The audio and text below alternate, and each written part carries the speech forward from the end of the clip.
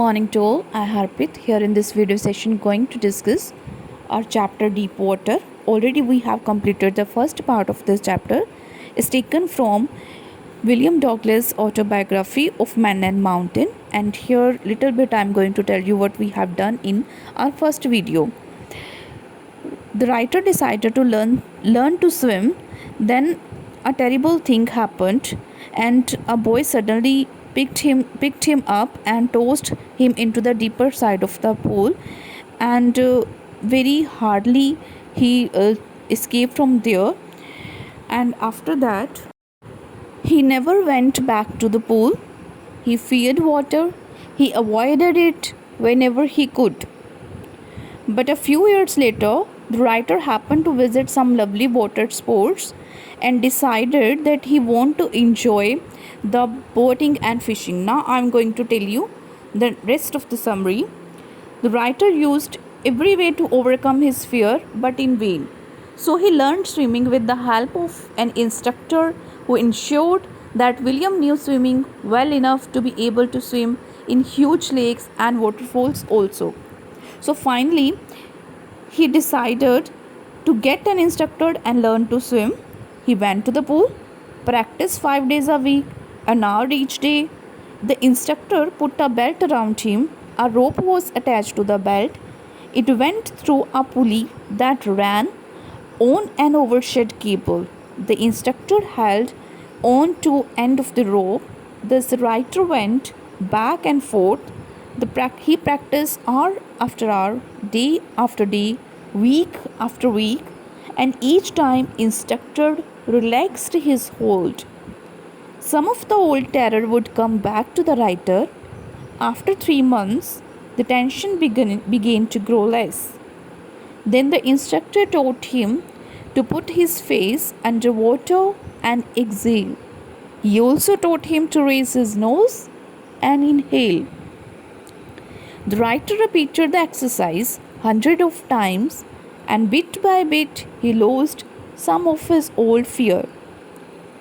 For weeks, the writer did just that. At first, legs refused to work, but gradually he was able to command them.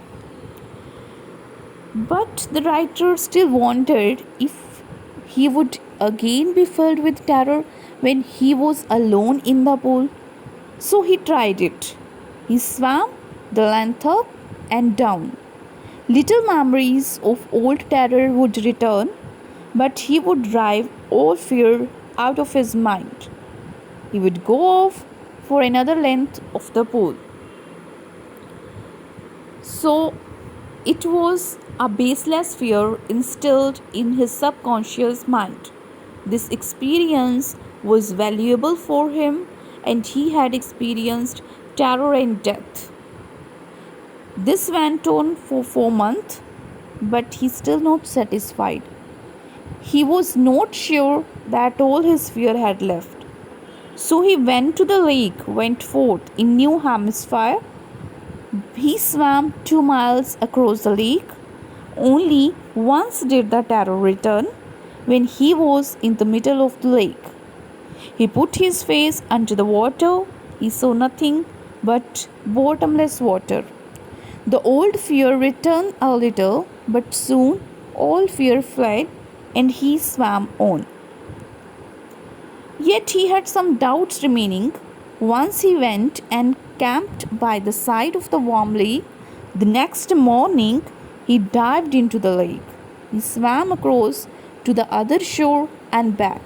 He shouted with joy. He had conquered his fear of water. So that was the time when he came out of his fear. The writer's experience had a deep meaning for him.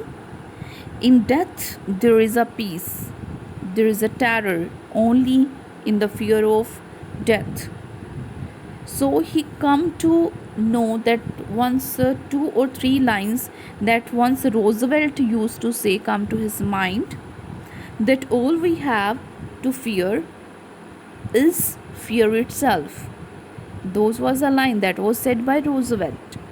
The writer had experienced both the sensation of dying and terror of dying. When he swam across to the other side of the lake and back, he shouted with joy. All his fear of water was gone, and it was this experience which taught Douglas the lesson that all we have to fear is fear itself. So, this was all about our chapter Deep Water. Thank you. Have a nice day.